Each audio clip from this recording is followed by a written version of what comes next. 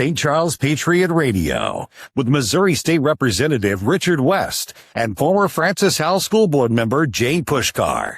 Hi, everybody, and welcome back to St. Charles Patriot Radio on Very Active Political Week. I'm Jane Pushkar, your host for the show this week. Unfortunately, Richard is out having fun. He seems to do that a lot lately, but I wish him the best. Here's what we've been up to. We've been watching and waiting for the election results, and they have come through. The lineup for this week includes the winner of the St. Charles County Executive race, which is Steve Ellman. Oh, we're really happy that he's going to be here. And after that, we will have the chairman of the Republican Central Committee, Bob Eno. So you'll want to stick around for that. Steve, our sincerest welcome. And thank you for making the time to come and talk with us. I thought this election was never going to end, didn't you? Yes, I certainly agree with that. And it was a long wait. A lot of anxiety, but it's over. It was an interesting experience. As you know, the county executive race was very contentious, which I'm not sure. Oh, really? Yes, lots no of kidding.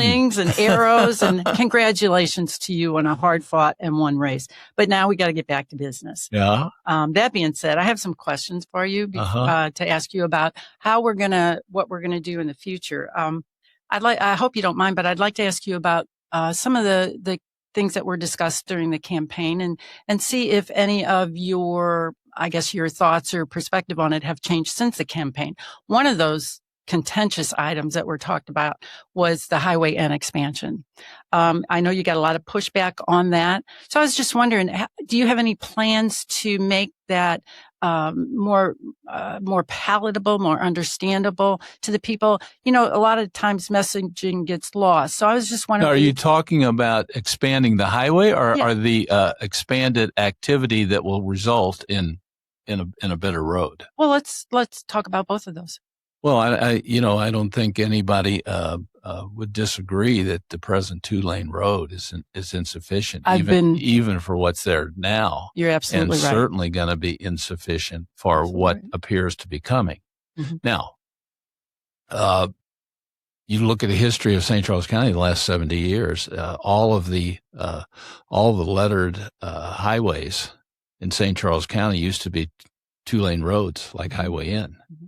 But now they're 5 lanes or 4 lanes or whatever was necessary 10, 20, 30 years ago. And now, Highway N is next in line. And, we don't build roads to attract people. Mm-hmm. We wait and see, we being the Missouri Highway Commission, the Road Board in St. Charles, we wait and see where people want to live. Mm-hmm. And they're obviously interested in living in that area. What sort of homes get built, how much commercial is allowed, and so forth is going to be up to whoever has the zoning authority in that corridor. Already, I would say 2/3 of that corridor has been annexed either into Lake St. Louis or O'Fallon or Wentzville. There's probably a third that's still in the county. What people need to understand is the county council and myself, we have zoning authority only in the unincorporated areas. Oh, I see. We do not have, we have it in that third. Now, developers can come to us and see what they can get, but if they don't like what the council's willing to give them for zoning, if they're adjacent, they can annex into one of those 3 cities. Steve, it's the best example is the apartments. Okay. There was this misconception during the campaign that somehow the county executive and the county council could control what the cities do. Right. And we can't. Once the cities take over, they have all the zoning authority within their city. We have a lot of authority countywide. When it comes to certain things, but when it comes to zoning, we have only the authority in the unincorporated areas. And for 19 years, the county council approved 1 apartment complex. It was like 180 units, and that was like 1.2% of the total. Now, we can go ahead and if we want to go ahead and zone an area that's adjacent to the city can file what's called a remonstrance and force us to get a supermajority before we can do it. What I've been after for years is reciprocity. Yeah. Okay. If the city wants to build an apartment adjacent to unincorporated, we should be able to do the same thing. I've just not been able to get the legislature to give us that power. But the power that the cities and the counties have comes from the legislature. And, if we had the power to have more influence over what cities do, I'd welcome that. But we don't. We haven't had it. Whether we get it in the future is going to be up to our legislatures. Speaking of the roads and building and expansion, I remember when 94 was a 2-lane road on a Sunday night. After you hit Harvester, it was 2 lanes. And imagine if that would be the case today. What a mess that would be. Goodness. I remember, this was back, when I was in high school, but they, on Friday night, when the Speedway. Yeah. Oh, yes. Yes. The road would be backed up all the way into St. Charles, yes, all the way into the Dairy Queen there by the water tower. Okay. Right. And it would take you, forever. But even in a normal time, we had relatives that lived out Weldon Springs. Okay. And I remember when I was a kid, it was 2-lane road, and it took 15 minutes to get out to see them. Oh. And then all the development started. And before you know it, it took a half an hour to get out there. Exactly. And then they took the road and expanded it from 2 to 4 lanes, and it was back to 15 minutes. Wow. But then we got more growth and 15 stoplights along the way, and it's back to half an hour. Yeah. Okay. So, that's kind of the history of St. Charles. People move here, for good schools and safe neighborhoods, and they know when they come out, they know the roads maybe aren't up to snuff yet, but they know that elected officials are going to do everything they can to get the roads there as they need to be there. But they're going to let the people decide with their feet where they want to live, and then we're going to build the roads to where they want to live, and not have government deciding, here's where we're going to build the road, and here's where you ought to live. Right. We're here talking with Steve Ellman, the current county executive for St. Charles County, and we're glad that he could join us. Steve, I'm going to switch gears now and talk about another contentious item that we had.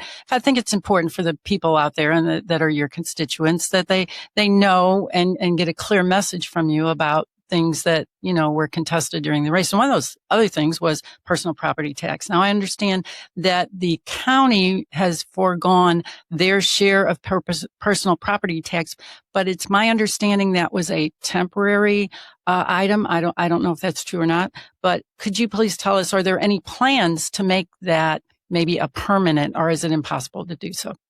It's a decision that has to be made every year.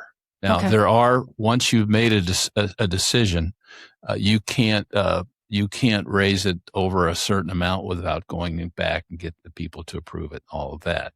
Mm-hmm. But what we did in our last meeting is a culmination of something that's been going on for 30 years. All right. Ever since we had charter form of government, we've had a majority of Republicans, and for as long as I can remember, when I was in Jeff City, we had issues come and go every year, but the issue that was there every year was property taxes. Okay. We were very lucky in St. Charles. We were growing. We had more businesses coming. We had more consumers. We had more spending. So therefore we had more sales tax revenue. And beginning long before I became county executive, the Republicans start every year, we'd get more revenue from the sales tax, and they would cut the property tax rate. And then next year, if they had another good year, they'd cut a little bit more. Anyway, we continued to do that after I got in office. And for the last 11 years, the real property tax rate has been 0. Okay. Mm-hmm. And since we've set it at 0 for that, we could still raise it a little bit, but we can't go back and raise it where it used to be without going and asking the people. But we were still getting, the last 11 years, we were still getting some revenue from the personal property, about $4 million a year, half of which we had to give to the cities for road board. So we went ahead and again, we have additional revenue for the last 5 or 6 years the Supreme Court basically said the Wayfair decision that you could tax out-of-state purchases. We didn't have to raise our taxes. We didn't raise our tax rate, but the legislature gave us the authority to tax those out-of-state sales. So again, even we didn't raise taxes, but we got more revenue. And as we got more revenue, we actually froze our personal property tax for the last 3 years. Everybody got sticker shock when they got their property tax a few years ago because their used car went up 20% because COVID had screwed up the market so bad. Yes. We went ahead and said, okay, we're going to set the rate. And those rates get set every year for property tax. We're going to set our rate. We're going to lower it so we collect the same amount of money. Okay. Because this is a windfall that we didn't think we deserved. So for 3 years in a row, we froze it, and we finally now have enough revenue coming in from other places. We eliminated it. Now, again, can a council, we have to set the rate again next year. Can we raise it a little bit or something? There's a complicated formula. The fact of the matter is you can't, if you keep it there for a certain length of time, eventually you have to go back and ask the people for it. But that's, the answer, simple answer to your question is what we did is for this year, and all the rates that were set for property taxes, not just by us, but the school districts and which you're familiar with, and the fire and ambulance, you set your rate every year. And this year, when people get their property tax bill in November, they'll look and they'll see a 0 going to the county on real property, and they'll also see a 0 on personal property. Now, of course, the problem is we can't control what the school districts do. We can't control, and they get probably 90% of this revenue. We can't control what the fire districts do, or the library district, or whatever. But the fact of the matter is, personal property taxes are a problem. We were always a small part of the problem, and now I think we are part of the solution. It's fantastic. None of the challengers to the county council seats were approved by the voters. And what I'm talking about is, the races for the county council members. So evidently the people that were elected, I mean, they are in office. There's no challengers that won. Is that going to help your vision moving forward, hurt your vision going forward, or is it not going to have any effect? Or is, how does that affect you? Again, and this is one of the problems I had with my opponents. I think they led people to believe that the county executive is some sort of dictator. Okay. You're not a Fuhrer. And can just, snap his fingers and things will change. We talked about this in the last time we interviewed. Yeah, you know how it works. I gotta have 4 people agree with me to get anything done on the council level. And I think the fact that the incumbents were all returned, people say, why? Well, I think we're a pretty conservative county. Mm-hmm. We're pretty conservative, and one of the tenets of conservatism, as far as I'm concerned, is if it ain't broke, don't fix it. That's true. So I remember we had a rally or something early on, and somebody was making a speech and said it's going to be a tough year for incumbents. And I think that's true in a lot of areas. I think that was true in St. Louis County and St. Louis City and maybe in the state even. But, the poll that I look at, there's a lot of talk about polling. The most important poll for me is the census. Every 10 years, we grew 13% in a decade, and we're continuing to grow at that rate. And not just the number of people, but census tells us a lot about who's moving out here, why they're moving out here. So I think we're a very conservative county, and I think that's why the people who have been doing the job for the last 4 years were basically renominated. Yeah. Steve, I hate to do this, but we're going to have to take a break, and we will be back. Thank you for your insights, and we will be right back, everybody. Thanks for listening.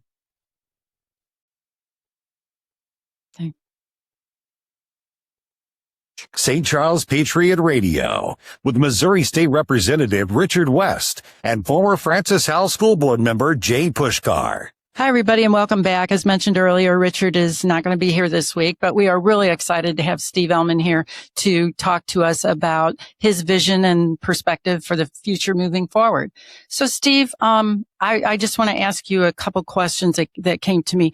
You know, in your position, you cover a lot of topics and a lot of issues and things in St. Charles County that are under your purview. My question is, some of those things, I'm sure you need some regional cooperation. You need others to get the things that you want for St. Charles finished and completed, or even started in some cases. So tell me a little bit about that and what you have to do in order to move St. Charles County forward. Well, we started that discussion when we talked about being an executive, not a dictator. True. You need four people on the council. You need to get them to work with you to achieve anything. You need to get 4 out of the 6 people on the State Highway Commission to agree to give the county the money it needs. And the federal money, of course, Congress just sends a pot of money to the St. Louis region. And down at East-West Gateway, that pot of money gets divided up. And, it's hard enough to work with the county council. We're all Republicans, right? Right. What's really tough is to go downtown St. Louis and work with Republicans and Democrats from Missouri and Illinois and try to work with them and make sure everybody gets what they need.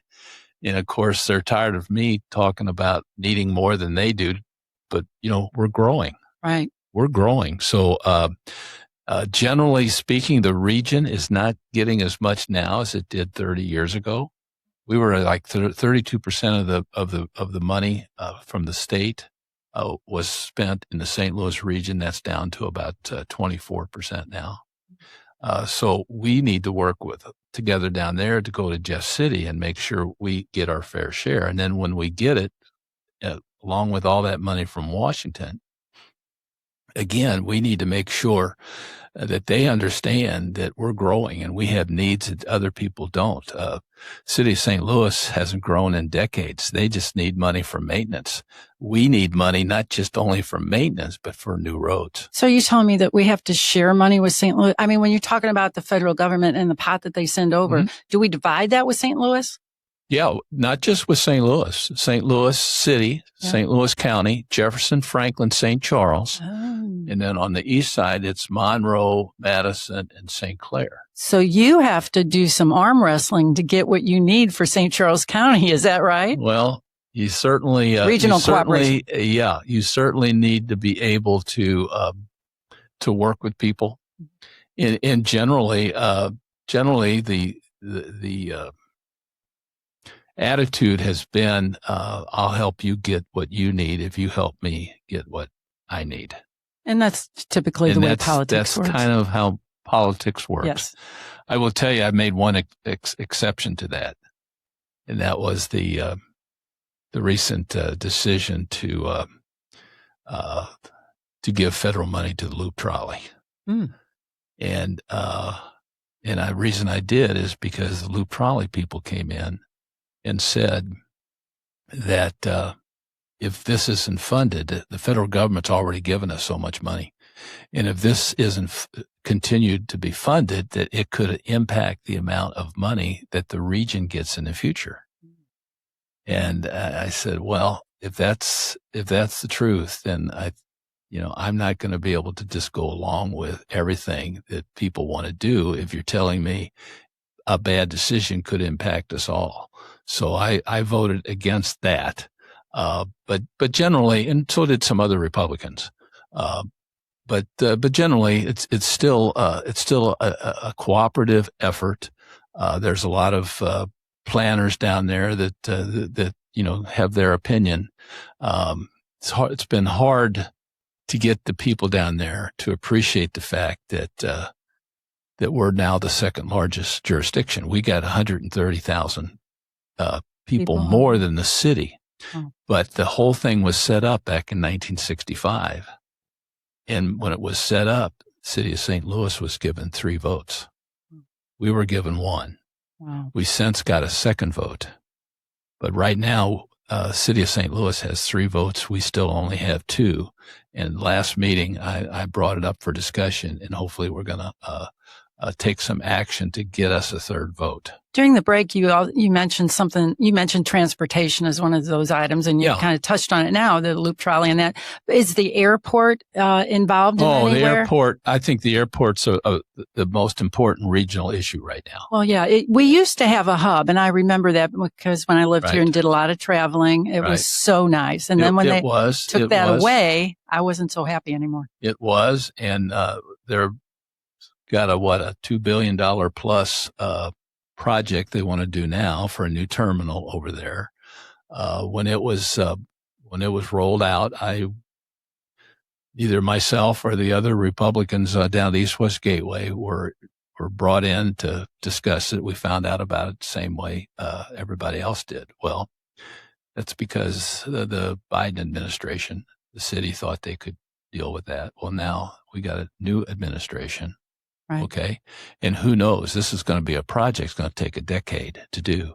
We're going to have Republicans, hopefully, all in the presidency, but we may have some Democrats. Okay. Fact is, we got leaders in Republican and party in the entire region.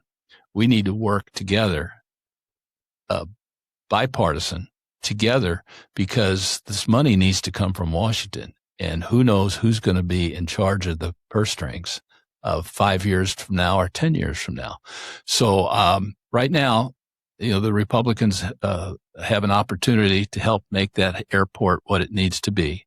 Hopefully we'll have a Republican administration be able to do that for some time. But if we don't, the Democrats need to step up like we're stepping up now. We're here talking with Steve Ellman, and want to thank him again for being here with us. Steve, you just touched on working together. There was a lot of contention during this race, as we mentioned, and a lot of unhappy people. And that's what elections do. They create winners and they create losers. The problem is that I think that there's a divide in the factions in the Republican Party in St. Charles. So how are you going to bring us all back together? Because I don't think that it's going to happen unless, maybe you are involved and other people are involved. How are you going to bring us all back together? Well, we've already talked to Bob Eno about that. Actually talked to the Senator Snelting, who called me while I was doing another interview. And I called him back, and he wants to put together a rally or something to that effect, just to get everybody back on the same page. And I've only been, it's only the second primary I've ever been involved in. Wow. The first one, Ronald Reagan was president. It's been a minute. And it was my first time running for office. Right. And of course, Ronald Reagan had the 11th commandment. Remember that? Oh, I've heard. I've forgotten what it is, but I know. No Republican shall say anything bad about another Republican. Yeah, right? Right. And that's kind of what I remember the first primary I was in. Well, needless to say that the 11th commandment is no longer in effect in the Republican Party. His other one was. But that's something we need to live with, and I wish people would avoid the personal attacks. Because it's not about personality, it's about policy. It is about policy. But our problem, a lot of time, we can't even agree on what the facts are. So, I would like to see more civility in our primaries going forward. But what happened has happened. I think it would be even worse if it had been a really close decision. Yeah. But again, I think the people are pretty conservative, and they kind of like the way things are going now, and we'll try to make it even better. But we're going to need for everybody to get back on the same page in November, because even though things are going pretty well locally, there's going to be that November election is going to be a barn burner. You're absolutely right. It's interesting the way people advertise in the ads and the attack ads. At some point in time, it seems that the attack ads work. And then other times it seems like they backfire. So I know this was a very contentious race. And when I have to listen to how terrible my candidate is, and I'm sure, anybody that has a voting status gets tired of hearing their candidate attacked, it's like I get sick of it. And it's just like, let's stick to policy, because that's what runs this county. It's not, well, everybody has a personality, but it's not just the personality. It is definitely policy. I'm showing your listeners, I'm letting them know that I'm showing you my iPhone here. Right. Right. Looks like mine. It's got a little crack at the bottom. This thing, I think, is destroying your profession and mine. Yeah. Okay. As a journalist, you have responsibilities here. You need to protect your reputation. You need to protect the reputation of the station, for being truthful and honest and so forth. Politicians, are held to account on election day, but the people that just put stuff on this phone, they don't even put their name on it. It's just lies. Okay. There's no editor. There's no boss at the station. There's no 11th commandment anymore for Republicans, and anybody can say anything. And we got people who go on here for the entertainment, but think it's actually a source of information they should use and make their decision. And it's killing the journalism profession, and it's killing the political class. I couldn't agree more. As a person in the political spotlight on the school board, I can't even begin to tell you the names I've been called, the things that I've been accused of, the defamation to my character, the slander and the libel. I know, and I agree. And maybe that's why my tolerance for attack ads is so low. I'm sick of it. Jane, I get paid a decent salary. I've been doing it for a long time. I got thick skin. I can take it. All right. I don't understand why anybody would that has a good job and a family and friends would want to spend the time and the money to run for like a school board election. It pays you absolutely nothing, but you have to sit there and listen. And listen. Both sides have to listen to other people come up and not disagree, but be disagreeable. Correct. And if we don't get back to a better civility on this thing, we're not going to have the good people, the reasonable people want to do these jobs. You're absolutely right. And I can tell you why I did it. And that is because as I was working, going to school and raising a family, I was too busy. I didn't see a movie for probably 5 or 10 years. I had no idea what the hot topics were, was focused on what I had to do from day to day to day. After all that was over, I looked around. There were other people carrying the water when I was doing all that. I said, well, maybe it's my turn, which is why I ran. And when I found out, good for you. When I ran and found out about the pornography in the schools and all of that, it just really motivated me. So question for you, Steve. Speaking of pornography, is there anything the county executive can do to get pornography out of the schools? I mean, I understand if you say no, but boy, I sure wish you could. Well, the Constitution allows the voters to create a charter county. It allows them to put things in the charter, and we can do things that impact the cities in our charter. We, not the county executive, the council, but you, the voters, can go ahead and do things that affect cities. Remember when the voters said no red light cameras? Yes, okay. I do. So we could do things to impact the cities. But if you read that Constitution, the one area that we can't do anything in is the schools. Yep, I figured. We do have the library. We get to appoint the people of the library board, and we've made some good appointments. I think the last year or so, and I think we've got that situation somewhat under control there. We'll continue to monitor it, but once we appoint the people, I appoint them and the council approves them. Once they're there, they're there. That's good. But we do have some authority to make sure the libraries aren't doing Steve, I'd like to continue this or view this as a continuing conversation. Unfortunately, we're out of time right now. So I want to thank you very much for coming in and having the time to speak with us and being willing to answer all of the questions and to help people understand where St. Charles, your vision of St. Charles is headed. Well, I'd love to come back between now and November. Definitely. Again, both of us need to do everything we can to get Republicans back on the same page. We do. And this is something, it's not like it's never been done before. I remember in 92 was the last time we had a really divisive primary for governor. Mm. And yeah, we didn't get everybody back on the same page, and we elected Carnahan, and I had to deal with him the 8 years I was in the Senate.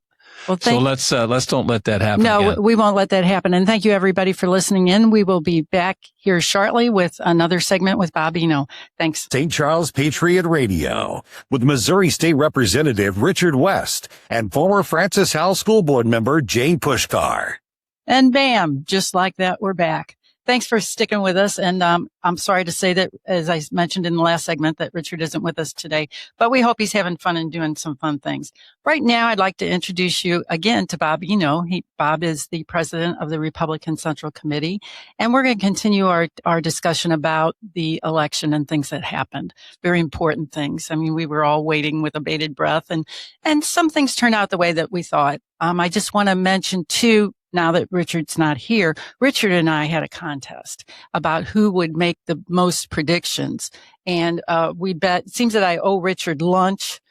He's not going to get much of a lunch. I hope you're listening, Richard. But he did beat me by one prediction. That's not really fair, but okay, I owe him lunch. Anyway, Bob, back to our conversation. Bob, I'd like to know, what are your thoughts about the Republican Party coming back together? There's been a lot of divide between the grassroots and the more, should I call them established or mature, or whatever you want to call them, the another part of the faction of the Republican Party. And I'm just not real sure that that's going to heal. So what are your thoughts or plans, your perspective? What can be done to bring us all back together?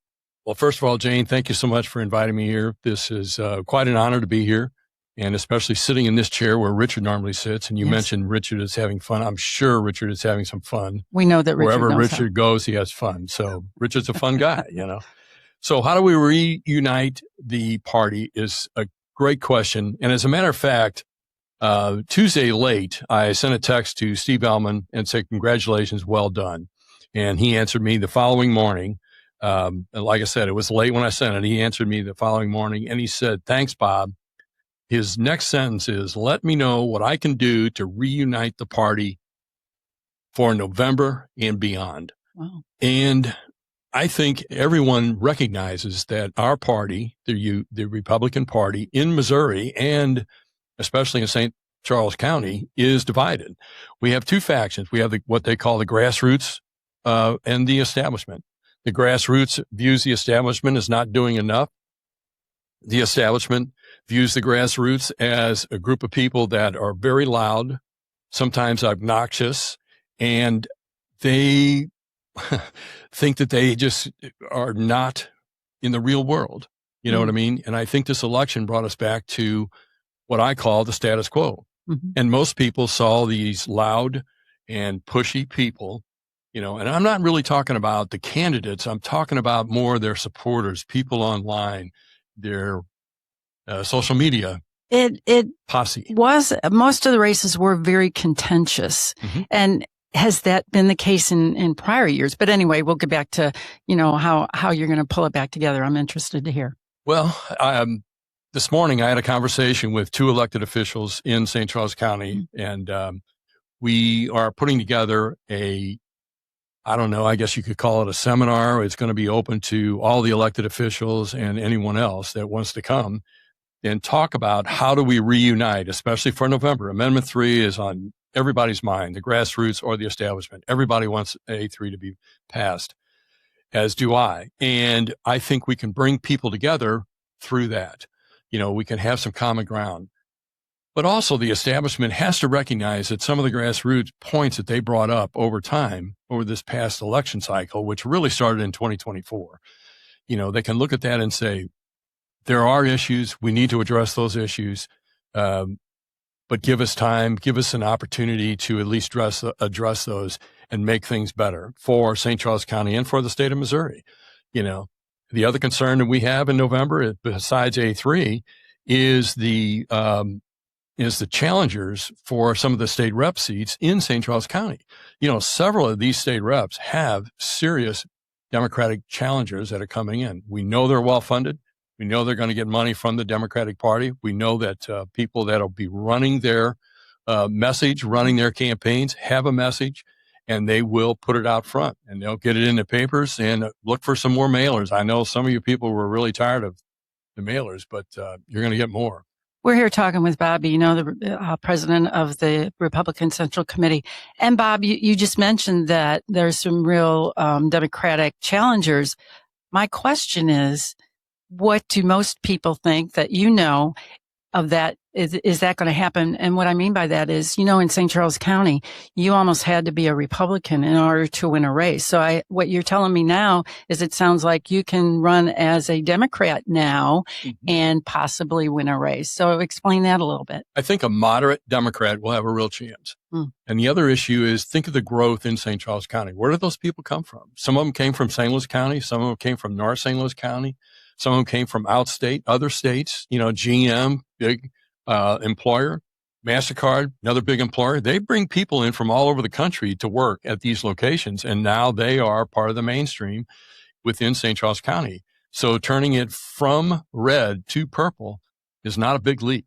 And as I said, they'll be well funded, and I think a moderate Democrat will have a real chance. Well, I know at the national level, the Democrats have gone way, way far to the left with democratic socialist organizations and things like that. Do you see that happening in St. Charles County? I don't see that happening. I really don't think that these far left wing socialist communists that the president refers to, I don't think that they'll have a chance really in St. Charles County, but I think a moderate Democrat will. That's part of the problem in Missouri in general. When the Democratic Party started to move way left, then what happened is a lot of those Democrats became Republicans, and they were very frank and open and honest and said, I'm going to be a Republican, only I'm going to be a moderate Republican. So what does that mean? That means that they're going to be taking care of the people. They're going to take care of the business. They're going to do whatever they can. They used to talk about they're going to raise the taxes. The Republicans were going to lower taxes or get rid of taxes. But we know through Amendment 5, that didn't work out for anybody. That was shocking. It is shocking. I was very surprised, but it was the way it was written, it was a two-pronged approach, and you had to, trust that they were actually going to get rid of the income tax, and you had to trust the legislators in raising taxes in other areas. And there was just not enough detail to satisfy the voters. So, Bob, are you saying that there's a lack of trust in our legislators? Because that's what I'm hearing. Is that what you're saying? Or are you saying the fact that people just were confused? Because that's what I got. A lot of people, there was a lot of noise out there about yes on 4 and 5 and no on 4 and 5. And they were at loggerheads with each other. And it was one of those situations where you couldn't believe in a part of of what they were saying. You had to take the whole thing, meaning that you were either for or against. There wasn't any middle ground. And I'm not sure that the legislature meant for them to write the bills that way, but that's the way they were written. So is it a lack of trust, or was it the noise and the confusion surrounding the two amendments? I think it was a noise and confusion, but also a lack of trust. I think they look at past legislation that's come out, and they just don't trust the body as a whole. They trust individuals. For example, Richard West or Mark Mathieson, those two people I know, and I know them well. Adam Schnelting, Nick Schroer. We can trust them, but when you put them all in together, then they are overridden by just the majority within the legislature. So yeah, trust was a big issue, a huge issue, especially on number 2, what I just mentioned. They are going to raise taxes, but nobody knows what those taxes are going to be. and they don't know how much. That amendment 2 was the one that kind of surprised me because I don't know too many people that vote for a tax. But as Debbie McFarland mentioned last week, she knows people that benefit from that, some of the farmers and things like that. So I understand why people voted for it. I didn't have that information before last week, but yeah, this week I do. I just think that it's we're kind of at a turning point. Forgive me for saying that. We're kind of at a point that we need to really make up our minds what kind of party we want to be. Because some of us are moving, as you said, the grassroots are moving way far right, and the more established, more, I'm going to say, experienced people. I mean, once you get in, they're kind of moving more moderately or whatever.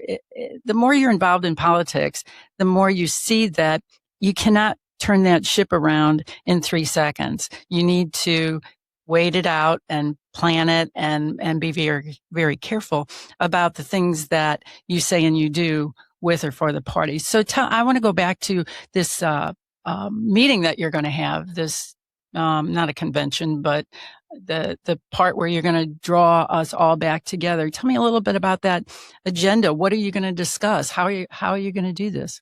Well, I think we're going to discuss the issues that we're faced with, at the state level and at the county level, because this is for St. Charles County. I'm not saying bring the whole state together. I'm talking about St. Charles County. And what we're talking about doing is get people to get up, speak about the issues, speak about people in positions. I'm talking about office holders, people that are running and what they're going to do, and just let them know that the commonality is we are together. We are the Republican Party. We do support one another. There are issues that they face and they have to deal with, and I think Amendment 4 is something they're going to have to deal with. That's a commonality. Everybody in the Republican Party agrees that initiative petitions have to be resolved. I just read where in the Business Journal this morning where they're going to court now in Cole County with the initiative petition that was regenerated for our redistricting in the state of Missouri. And Denny Hoskins, the Secretary of State, threw it out Tuesday afternoon. And so the person they filed a lawsuit, and I've been following this guy for several months now, and he's the person that's behind the initiative petitions in Missouri. And his name is Richard Von Glahn, Glahn. Nice Irish boy. Yeah. And it's very interesting. He lives in California. He teaches at UCLA. Yeah, he's a professor there. He teaches Chinese history as well as Chinese culture. You have a question? Yeah. So you're telling me a person of German descent living in California is running our situation here about initiative petition and getting it defeated? Is that what you're saying? Yes. Where's this money come from? We don't know. I mean, he has this huge connection with China, so I'm guessing, I'm speculating on that. But I can tell you that why is he even involved? Why does he live in California and he's involved in Missouri politics and our Constitution in Missouri? I don't know. That We don't sounds know. awful sus. It's terrible. As the kids would say, sounds awful sus. You should call him and see if you can get him on your show next week. Yeah, we could have a three-way and discuss Absolutely how we're going to not do this anymore. Yeah. No, but the initiative petition was a real disappointment to me, and I'm sure to a lot of people, even though you know that more people voted against it than voted for it because obviously it lost. But to me, it was at least a start in getting some of this dark money from coming into Missouri because we're Missourians. We need to run Missouri. But that amendment was not very well written or concocted. That's another story. A friend of mine, Vic Porcelli, has said during his broadcast that why don't you guys ask somebody in radio or media to start writing these things? I heard him say that. That's brilliant. Yeah. Why don't they? I don't know. What is it about? It almost looks as if there's an intent to deceive when it's unclear, because we've been through this a lot of times where a yes vote means no and a no vote means yes. I mean, I understand that there's that mistrust right there. Why don't they fix that? It seems like such an easy fix. I think messaging is key, and the messaging starts from day one when it's at inception, Mm-hmm. when they first begin that. How do we present this? How do we write this so that everybody can understand it? Amendment 3 back in 2024, when everybody was trying to vote no. We didn't do a very good job of that.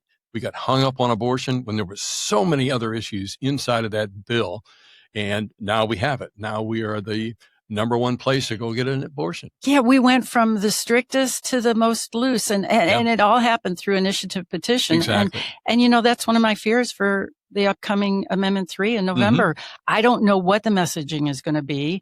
I don't know how it's going to be received, but I certainly hope that it gets ironed out between now and November so that it's clear, concise, and something that people can buy into. We seem to be more organized this time than we were in 2024.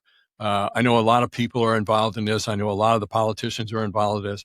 I know that, and we all know that our Governor Keogh's wife, Claudia, is involved in this, and she has taken a very active role. They're brand new grandparents. This is near and dear to their heart.